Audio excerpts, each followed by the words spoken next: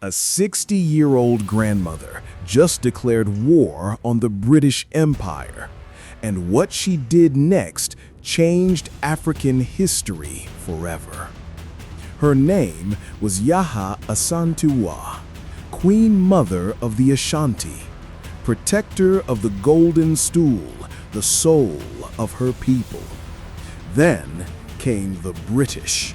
They took her king, they took her grandson, and finally, they demanded her throne.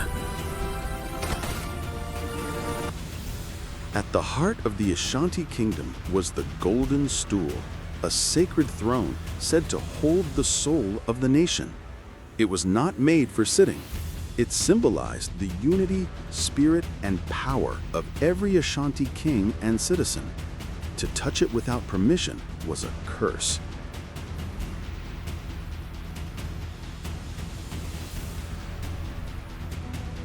For centuries, the Ashanti stood strong, trading gold and ivory, building one of the richest kingdoms in West Africa. But the British Empire wanted more than trade. They wanted control. And by the late 1800s, the drums of colonial conquest echoed through Africa.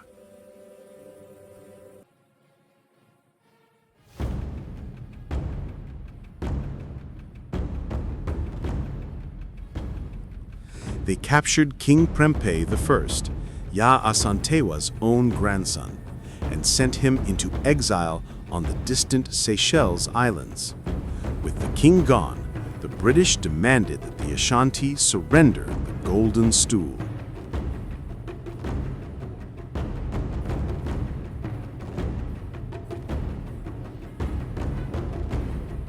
The British governor, Frederick Hodgson, stood before the remaining chiefs and said, "Where is the Golden Stool?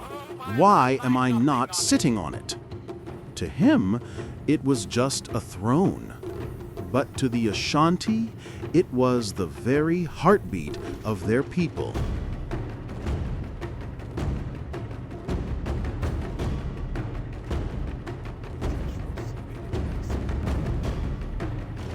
For the first time in Ashanti history, the chiefs fell silent. Some even stood beside the British, hoping fear would protect them.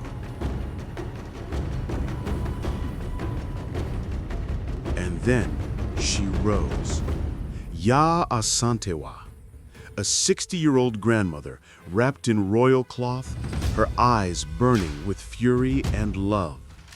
She looked at the men around her, warriors who had lost their courage, and said words that still echo through history. If you, the men, will not go forward, then we, the women, will. That moment changed everything. Yaa Asantewaa became commander-in-chief of the Ashanti army, the first woman in her nation's history to lead in war. Her warriors surrounded the British fort at Kumasi, cutting off supplies and communication.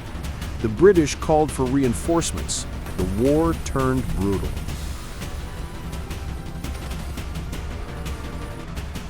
On March 28, 1900, the War of the Golden Stool began. For 6 long months, the Ashanti resisted. They fought barefoot through the forests, armed with spears, muskets, and faith against British soldiers with cannons and machine guns.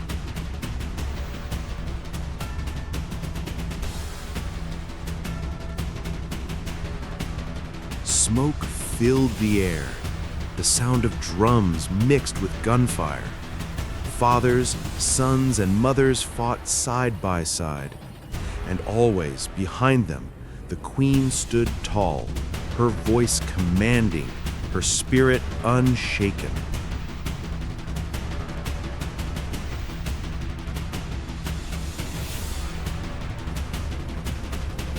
After months of fierce resistance, the Ashanti were finally overpowered. Thousands had died, 1,000 British and Allied soldiers, and over 2,000 Ashanti warriors. The ground was red with sacrifice. Yaa Asantewaa was captured and exiled to Seychelles, where her grandson, the king, was already imprisoned.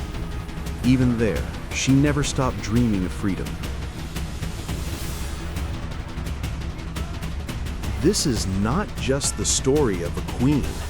It is the story of a grandmother who rose when every man around her stayed silent and changed history forever.